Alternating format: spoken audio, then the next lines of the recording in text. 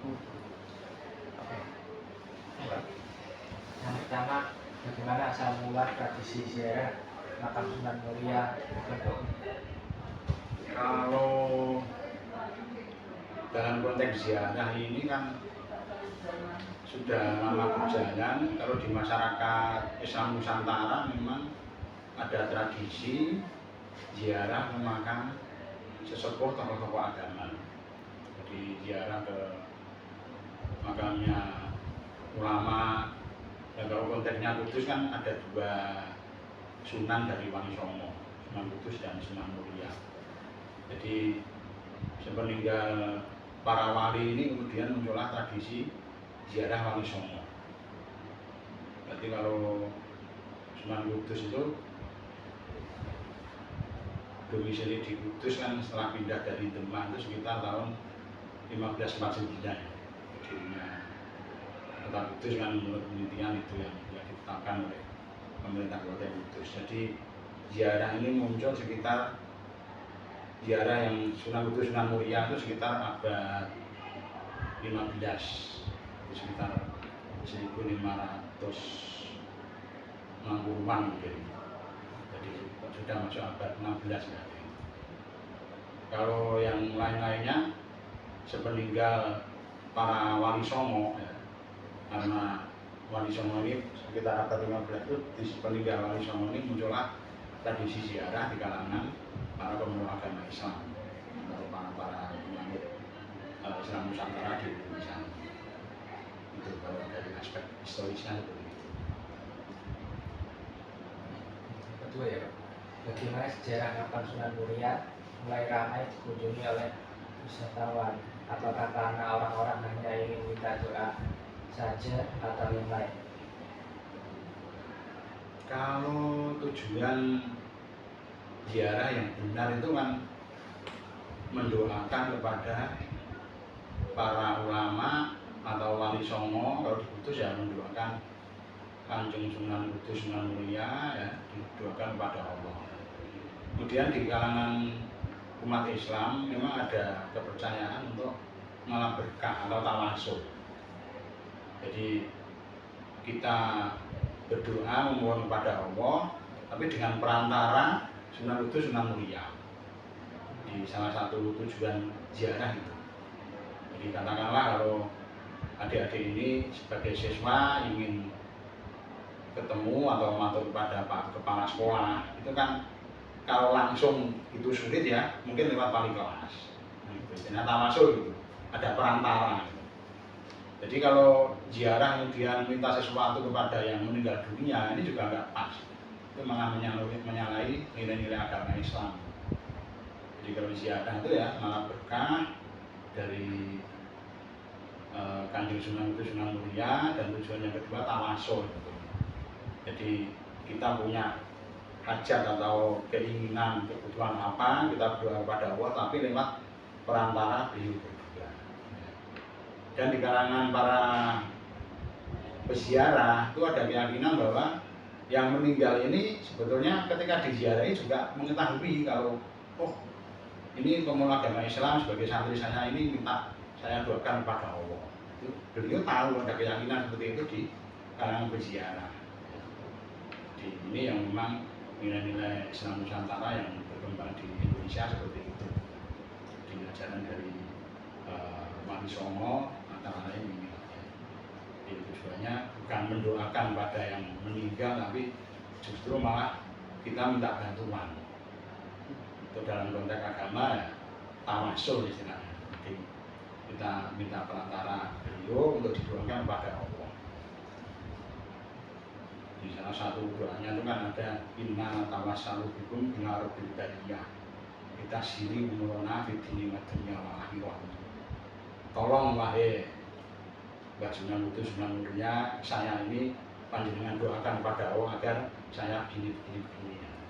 Itu artinya kita tawasul atau minta bantuan pada yang kita ziarahi, didoakan pada Allah. Karena di kalangan pemeluk agama Islam di Indonesia dalam konteks Islam Nusantara memang mempercayai bahwa Wali Songo ini kan orang yang keparek atau dekat dengan Allah Subhanahu wa Ta'ala. Jadi itu tujuannya ziarah itu. Yang ketiga ya Pak, bagaimana Bapak melihat perubahan perilaku atau minat pengunjung terhadap tempat ziarah ini? Kalau kita memotret tradisi ziarah di makam Kanjeng Sunan Kudus Manurnya ini kan perkembangannya luar biasa. Jadi kalau dalam konteks Dinas Kebudayaan dan Pariwisata, ini adalah wisata religi atau wisata ziarah.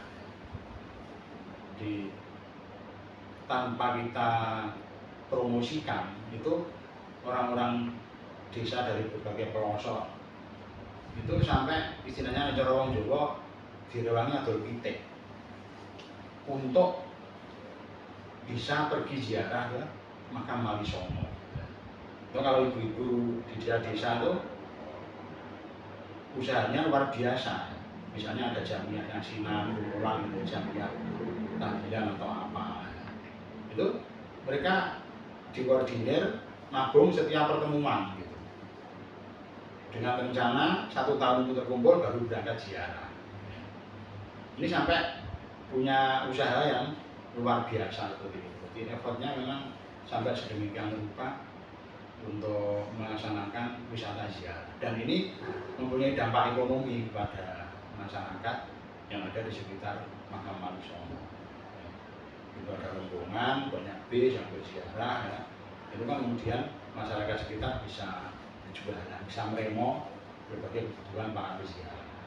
Dan ini ada manfaat ekonomi bagi masyarakat sekitar. Kemudian dari pertanyaannya tadi ya Mas, diulang lagi Mas. Bagaimana Bapak melihat perubahan perilaku atau minat pengunjung terhadap tempat ziarah? Yeah. Kalau perubahan perilaku memang ada kritik bahwa wong mati kok dijalui donga. Nah, ini makanya yang perlu diluruskan ini memang harus diberikan pemahaman bahwa kegiatan ziarah ini dengan tujuan seperti tadi. Bukan minta doa pada yang sudah meninggal, tapi dalam konteks ngalah berkah, dan juga yang kedua tadi tawasul. Dan ini memang nilai-nilai Islam Nusantara antara lain mempercayai itu. Memang ada juga yang berdoa yang langsung kepada Allah boleh, seperti itu boleh. Tapi sebagian besar penganut agama Islam di Indonesia atau istilahnya yang sekarang viral atau Islam Nusantara tadi meyakini bahwa dengan tawasul minta tolong pada para ulama atau wali-wali ya, wali-wali, wali songo ini insya Allah doanya akan lebih makbul, akan lebih mudah dikabulkan oleh Allah dengan cara tadi tawasul atau perantara. Kemudian kalau perubahan perilaku ini memang kita mengharapkan agar kegiatan ziarah ini dimaknai dalam hal yang positif tadi. Ya. Oh ziarah itu syirik, itu gini-gini karena mengunjungi orang yang mati misalnya. Nah ini kalau tujuannya memang salah tadi ya Pak, kepengen hajatnya dikabulkan oleh orang yang meninggal dunia misalnya. Ini memang salah. Jadi perubahan perilaku inilah yang mestinya harus disampaikan oleh para tokoh masyarakat, tokoh agama agar meluruskan niat ketika berziarah ke makam siapapun. Kalau dalam hal ini konteks wisata ziarah di Kudus ya tadi itu. Ziarah ini kan untuk mengalah berkah sekaligus meneladani ajaran dari Kanjeng Sunan Kudus Sunan Muria. Jadi tidak hanya sekedar pergi ke makam, tapi para tokoh masyarakat, para ulama, para kiai ini harus bisa menjelaskan kepada orang-orang yang ziarah bahwa selain malah berkah, tawasul, ini juga kita perlu meneladani nilai-nilai yang diajarkan oleh Kanjeng Sunan Kudus, misalnya dalam hal toleransi. Kemudian yang Sunan Muria ini kegiatan dakwahnya yang luar biasa ya, di sekitar Gunung Muria sampai Lereng Muria ke wilayah timur ya. Itu kan medan dakwahnya atau kawasan dakwahnya Sunan Muria. Ini contoh yang perlu diteladani bagi kita semuanya yang memang sering berkegiatan ziarah untuk meneladani perjuangan beliau berdua ini dalam hal keagamaan. Antara lain itu. Yang keempat ya, Apa nilai yang terkandung dalam tradisi ziarah? Nilai yang terkandung dalam tradisi ziarah ini yang pertama tadi ada kegiatan untuk mendekatkan diri kepada para ulama meskipun beliau ini secara fisik meninggal ya. Yang kedua tadi ini kita meneladani nilai-nilai yang diajarkan beliau ya. Contohnya tadi Sunan Kudus ya, agama toleransi, kemudian cara berdakwah ini kan tidak kemudian memaksa penganut atau pemeluk agama yang sebelum Islam itu cara dakwahnya dengan cara memaksa kan tidak, tapi dengan cara yang halus, cara pendekatannya secara pelan-pelan alamiah ya. Kalau istilah sekarang ya berdakwah dengan cara merangkul dan memukul sampai Menara Kudus ini menjadi simbol toleransi. Itu kan ada yang menjelaskan mengapa Sunan Kudus nyancang sapi di depan menara dan menghimbau mengajarkan pada santri-santrinya penganut agama Islam periode Sunan Kudus ini untuk tidak menyembelih sapi. Jadi istilahnya tidak mengharamkan sapinya tapi menghimbau ya. Itu kan dalam rangka toleransi, menghargai pemeluk agama saat itu dengan keyakinan yang masih mereka yakini. Tapi dengan cara itu kemudian pemeluk agama non Islam saat itu ya bersimpati, pelan-pelan bersimpati, terus kemudian pelan-pelan akhirnya memahami ajaran Islam ternyata luhur. Pelan-pelan mereka juga bersimpati dan akhirnya bisa masuk agama Islam. Dan sampai sekarang nilai-nilai itu masih dihukumi masyarakat Kudus. Di sebagian masyarakat Kudus ini kan kalau korban itu banyak yang menyembelih kerbau, menghindari menyembelih sapi, meskipun tidak diharamkan enggak, tapi karena ajaran itu sebagian besar masyarakat Kudus ini pada saat hari raya Idul Adha itu kan menyembelih hewan selain sapi, meskipun sebagian ya ada yang menyembelih sapi. Jadi tinggal keyakinan masing-masing. Tapi yang penting di sini adalah dengan kegiatan ziarah ini meneladani ajaran yang disampaikan atau dibawa oleh Sunan Kudus dan Sunan Muria. Ya. Kemudian yang ketiga tadi masalah tujuan wisata atau tujuan ziarah ini harus diluruskan sekali lagi. Jadi yang pertama tadi berkah, yang kedua meneladani ajaran-ajaran Sunan Kudus Sunan Muria, yang ketiga tadi dengan tidak minta kepada yang meninggal tapi minta kepada Tuhan Yang Maha Kuasa, berdoa minta kepada Allah dengan cara bertawasul tadi. Nulung Mbah Sunan, kula doaken ini kula gadah hajat. Meskipun ya boleh di rumah kita doa langsung pada Allah boleh. Tapi sebagian besar menurut agama Islam di Indonesia atau dalam ini istilahnya Islam Nusantara itu masih meyakini pentingnya tawasul kepada orang-orang yang dekat pada Allah Subhanahu Wa Taala. Jadi inilah yang melandasi mengapa kegiatan ziarah ini kan dari dulu sampai sekarang masih berlangsung terus. Dan di Kudus ini kan tidak hanya dari Kudus, dari luar Kudus juga banyak yang melaksanakan kegiatan ziarah. Nah, dalam konteks Dinas Kebudayaan dan Pariwisata, saat ini kami ada program ingin menata kawasan menara dengan melibatkan selain warga dan pemerintah desa Kauman juga warga dan masyarakat 9 desa sekitarnya untuk bersama-sama bersinergi berkolaborasi memberikan pelayanan yang baik kepada para peziarah di kawasan Menara Kudus. Ini sudah ada peraturan bupatinya tentang penataan kawasan Menara dan sudah disebutkan ada 10 desa yang terlibat, Kauman sebagai pusatnya, kemudian didukung 9 desa atau perumahan penyangga.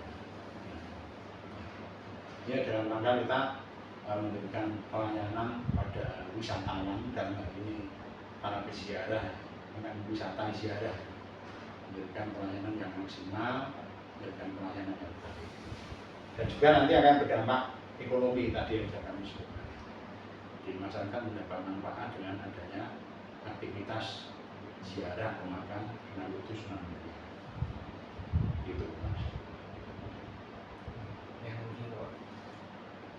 apa upaya atau peran Bapak untuk mempertahankan dan mewarisi nilai-nilai budaya keagamaan pada generasi mendatang?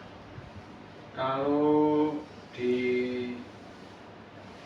Dinas Kebudayaan dan Pariwisata ini ya, kita melibatkan kalangan generasi muda tadi. Generasi mendatang. Ya, generasi penerus ini kan generasi muda, para remaja, para pemuda, anak-anak sekolah. Ya. Ini memang kita punya binaan generasi muda di Kudus ini. Ada Sanggar Pariwisata, ada Duta Wisata, ada juga Genpi, Generasi Pesona Indonesia. Ini memang kami mengharapkan agar generasi muda di Kudus ini ada kepedulian dan terlibat dalam kegiatan kebudayaan dan pariwisata. Ini dalam konteks tugas-tugas kami di Dinas Kebudayaan dan Pariwisata. Kemudian untuk penanaman nilai kaitannya dengan wisata ziarah, yang tadi itu ya, kita mengajak anak-anak muda di Kudus ini, terutama dimotori oleh Sanggar Pariwisata, Duta Wisata, juga Genpi tadi mengajak seluruh generasi muda di Kudus ini sebagai generasi penerus untuk memahami tujuan yang sebenarnya dari kegiatan ziarah atau wisata ziarah. Ya, seperti tadi yang kami sampaikan. Jadi yang pertama tadi tujuan ziarah ini berkah dengan kedekatan para ulama, para wali songo pada Allah. Ya, yang kedua tadi kita berdoa, tapi dengan perantara atau tawasul kepada para aulia, para wali Allah, ya, wali songo, itu sunnah. Kemudian yang ketiga tadi agar generasi muda ini juga dalam berziarah ini juga harus memahami ajaran atau nilai-nilai yang disebarluaskan oleh Sunan Kudus, Sunan Muria. Antara lain tadi toleransi. Ya. Kalau Sunan Muria ini yang menonjolkan cara dakwahnya juga dengan cara muri-muri budaya Jawa. Ya. Sampai ada tembang Mojopati nanti yang digubah oleh Sunan Muria. Ya. Jadi pendekatan lewat budaya ini ternyata sudah disentuhkan oleh para wali songo, melibatkan agama, berdakwah dengan menggunakan media budaya yang ada di masyarakat setempat. Inilah yang barangkali dari generasi muda punya peran untuk menangkal yang sekarang diistilahkan Islam radikal, Islam garis keras gitu. Jadi dengan cara mencontoh ajaran, nilai-nilai yang disebarluaskan oleh Sunan Kudus, Sunan Muria ini, generasi muda di Kudus ini bisa menjadi garda terdepan untuk berdakwah, beragama dengan cara memberikan toleransi, ya, berdakwah dengan cara merangkul, tidak memukul. Jadi itu antara lain yang nilai-nilai yang bisa dipelajari dari aktivitas wisata ziarah di Kabupaten Kudus, terutama ziarah memakam Sunan Kudus, Sunan Muria. Itu. Hari apa saja yang sering ramai dikunjungi oleh peziarah? Kalau di Kudus ini bisa dikatakan setiap hari ada peziarah. Ya. Bisa dikatakan setiap hari ada peziarah, baik dari peziarah lokal, kalau kami mengistilahkan wisatawan Nusantara. Ya. Wisatawan Nusantara ini kan bisa dari Kudus sendiri, ya, peziarah lokal, bisa juga wisatawan Nusantara ini dari berbagai kota di Jawa Tengah, bahkan se-Jawa atau yang lainnya. Yang dari Indonesia berarti wisatawan Nusantara. Kalau wisatawan mancanegara, ya ini juga ada. Ya. Beberapa kali kami mendapat informasi, Pak ini peziarah dari Malaysia, dari Brunei. Ya. Itu ada juga. Ya. Kemudian, apa tadi pertanyaannya? Hari apa saja yang sering ramai dikunjungi? Yang paling ramai ini dalam konteks ketika ada tradisi buka luwur. Ya. Jadi penggantian kain penutup makam dari makam Sunan Kudus, Sunan Muria. Di luwur ini kan kain penutup makam yang ada di sekitar makam itu. Ini setahun sekali yang diadakan ritual penggantian kain penutup makam ini atau buka luwur itu. Ini puncak kunjungan biasanya kalau di makam Sunan Kudus ini tanggal 10 Suro, 10 Muharram. Ya. Jadi mereka selain berziarah ini juga mengharapkan bisa mendapatkan nasi yang dibagikan gratis oleh panitia, malah berkah dari makam Kanjeng Sunan Kudus. Terus bisa sampai puluhan ribu itu dalam waktu 1 atau 2 hari. Bagiannya pagi ya, habis subuh itu mereka sudah antre mulai sore datang, ada yang sampai nginep di Masjid Al-Aqsa Menara itu, dan mereka untuk malah berkah. Kemudian di Sunan Muria juga sama, sekitar tanggal 15 atau 16 Muharram ya, 15 atau 16 Syawal itu diadakan juga ritual penggantian luhur tadi, karena luhur di makam Sunan Muria ya. Tapi hampir setiap hari itu selama 1 tahun ini berziarah ramai. Nah, kalau di Kudus ini sedang ada wacana menghidupkan Kudus 24 jam ya, yang sudah berjalan itu kan ternyata di makam Sunan Kudus Sunan Muria sudah ada aktivitas. Karena berziarah itu kan ada yang pagi, ada yang siang, ada yang malam, ada yang sore ya. Kemudian ada juga yang istirahat sebentar, dilanjutkan ke makam Wali Songo yang lainnya. Jadi kalau kapan ramenya, saya pikir setiap hari, setiap bulan ini ramai terus, kecuali bulan Ramadan. Bulan puasa ini kan orang-orang yang dari luar kota ini biasanya fokus untuk beribadah, menjalankan ibadah di rumah masing-masing dalam bulan puasa. Jadi yang agak sepi para berziarah itu di bulan Ramadan. Bisa jadi puncak kunjungannya adalah 2 bulan sebelum puasa. Ya. Jadi bulan Rejab dan Rumah. Rejab, Rumah, Poso. Ini 2 bulan sebelum puasa ini biasanya puncak kunjungan orang. Kemudian bulan Ramadan, bulan puasa istirahat sebentar ya. Kayak misalnya ada berziarah itu ya, yang dari Kudus sendiri ya, Kudus Jepara Pati. Bisa dikatakan para berziarah lokal. Yang dari kota-kota yang agak jauh dari Kudus itu biasanya menghindari bulan puasa karena mereka lebih fokus untuk menjalankan ibadah di kediaman atau di daerah masing-masing. Nanti bulan Syawal ramai lagi, ya, seperti bulan-bulan yang di luar bulan puasa. Dan kontribusi wisata ziarah ini termasuk jumlah wisatawan yang paling banyak di Kudus dibandingkan destinasi wisata yang lain. Ya. Kalau kami setiap bulan ada pendataan jumlah kunjungan wisata di setiap objek wisata di Kudus, destinasi wisata di Kudus. Nah, ini wisatawan yang berkunjung atau melaksanakan kegiatan wisata ziarah makam Sunan Kudus Sunan Muria ini memang yang paling tinggi jumlah wisatawannya karena ada aktivitas wisata ziarah. Selain tradisi ziarah, apa saja tradisi yang diajarkan masyarakat di sekitar makam Sunan Muria? Kalau di sekitar makam Sunan Kudus ini kan selain ada kegiatan rutin wisata ziarah ini ya, ada tadi kegiatan buka luhur makam Sunan Kudus Sunan Muria. Kemudian yang menara itu sekarang ada lagi kegiatan peringatan taksis Masjid Menara Kudus. Jadi memperingati berdirinya masjid di Menara Kudus. Ini menjadi atraksi wisata yang luar biasa. Ada kirab Banyu Penguripan misalnya. Jadi YM3SK, Yayasan Masjid Menara dan Makam Sunan Kudus ini memang sekitar 2 atau 3 tahun yang lalu ya, sebelum pandemi tepatnya, sekitar 2018 atau 2019 pertama kalinya mengadakan acara peringatan taksis Masjid Menara Kudus.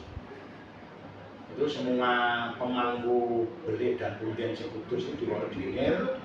Kemudian Banyu Penguripan, artinya ada air dari sendang atau sumur ya, atau sumber air yang lainnya yang dikeramatkan oleh masyarakat setempat itu dikoordinir oleh YM3SK dalam kirab Banyu Penguripan ya. Ini dikirab dari pendopo kabupaten, alun-alun sampai ke Menara. Nah itu air atau banyu ini yang dikeramatkan, istilahnya dari panitia banyu penguripan. Kemudian dari Kudus dikumpulkan, setelah dikira dikumpulkan, kemudian dimasukkan gentong besar dijadikan satu dari berbagai pelosok desa-desa di Kudus. Ini kegiatan yang luar biasa. Jadi istilahnya ada kegiatan ziarah yang sudah rutin seperti itu ya. Ini sudah ada kreativitas atau inovasi dari Yayasan Menara Kudus yang dikadeskan. Ya. Kalau di masyarakat sekitar Sunan Muria yang sudah berjalan secara rutin setiap tahun tadi upacara buka buku. Nah, para peziarah ini itu kan ketika masuk ke kawasan makam Sunan Kudus Sunan Muria ada kas sukarela yang disediakan oleh Yayasan Sunan Kudus Sunan Muria. Jadi peziarah ini secara sukarela diminta memberikan uang lah sukarela ya. Semampunya mereka karena berziarah bisa 1.000, 5.000, 10.000 dan itu setelah kumpul selama 1 tahun kan jumlahnya banyak sekali Mas. Jadi kemudian ada manfaat dari kegiatan wisata ziarah ini untuk masyarakat setempat ya. Dari uang yang terkumpul ini sebagian dimanfaatkan untuk kegiatan sosial, beasiswa atau bantuan dana pendidikan kepada anak-anak di sekitar Desa Colo, makam Sunan Muria itu. Kemudian ada juga yang di makam Sunan Kudus itu yang dikadeskan Yayasan Menara Kudus itu mengadakan acara hitanan gratis untuk orang-orang yang membutuhkan, baik di Kudus, di Pati maupun Jepara. Dan ini rutin diadakan setiap tahun. Ya. Jadi di Menara itu bahkan pada saat kegiatan taksis tadi itu juga menghidupkan atau mempromosikan potensi UMKM yang ada di sekitar Menara Kudus. Nantinya di Desa Kauman dan 9 desa penyangga tadi, 9 desa kelurahan tadi, ada semuanya dari 10 desa. Jadi ini yang antara lain manfaat atau dampak positif dari adanya aktivitas kegiatan ziarah. Kalau dalam konteks kami di Dinas Kebudayaan dan Pariwisata ya, ini adalah sebagai bentuk manfaat ekonomi dari kegiatan wisata ziarah. Diberikan manfaat ekonomi, peningkatan pendapatan, dan diharapkan memang dapat mensejahterakan ya masyarakat di sekitar destinasi wisata ziarah makam Sunan Kudus Sunan Muria.